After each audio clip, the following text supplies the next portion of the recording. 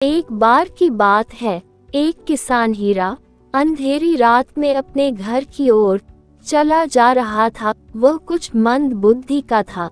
तभी उनके पास से 3 चोर गुजरे। चुपचाप दबे पांव आगे बढ़ रहे चोरों के पास जाकर हीरा ने उनसे पूछा कि आप सब इस वक्त कहाँ जा रहे हैं। चोरों ने सोचा कि ये भी उन्हीं की तरह कोई चोर है और साफ साफ बता दिया कि हम चोर हैं और चोरी करने जा रहे हैं। किसान ने सोचा कि इन लोगों के साथ चला जाता हूँ। यही सोचकर हीरा ने चोरों को कहा कि मुझे भी अपने साथ ले चलो। पहले तो चोरों ने हीरा को मना कर दिया, पर बार बार मिन्नतें करने पर उन्होंने उसे भी साथ ले लिया। चोरों ने एक इलाके में बने आलिशाना मकान में चोरी करने का फैसला किया, जिसमें एक अकेली महिला रहती थी। और फिर तीनों घर के अंदर घुस गए और उनके पीछे पीछे हीरा भी गया।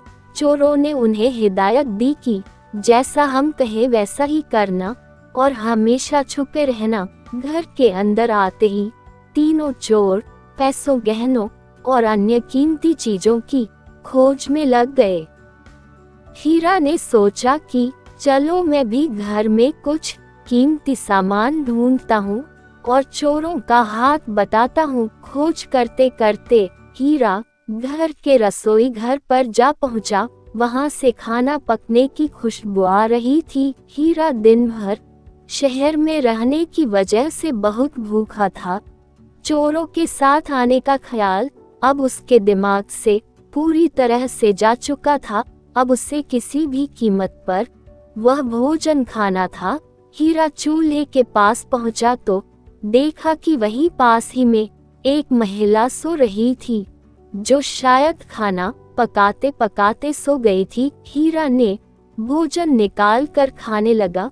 वह खा ही रहा था कि तभी अचानक सो रही महिला का हाथ सीधा होकर बाहर की ओर फैल गया। हीरा को लगा कि बेचारी भूखी होगी, इसीलिए हाथ बाकर खाना मांग रही है।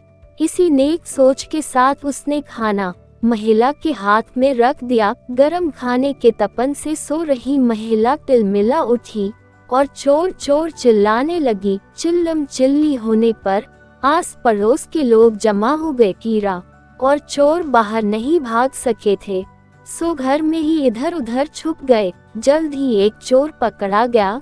लोग उसे मार मार कर सवाल जवाब करने लगे। तू यहाँ क्यों आया था?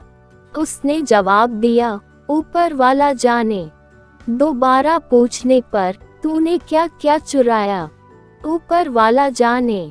इस तरह लोग कुछ भी पूछते, चोर यही कहता कि ऊपर वाला जाने।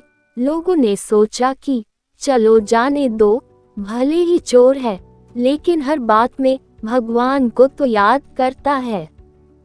लेकिन तभी धड़ाम से आवाज आई। हीरा जो ठीक ऊपर छुपा हुआ था नीचे कूद पड़ा और चोर को थप्पड़ जड़ते हुए बोले, सारा कर्म तुमने और तुम्हारे 2 साथियों ने किया, लेकिन हर बात में तू मेरा नाम लगा दे रहा है। ऊपर वाला जाने, ऊपर वाला जाने। भाइयों, मैं कुछ नहीं जानता, मैं तो बस ऐसे ही इनके साथ हो लिया था। फिर क्या था?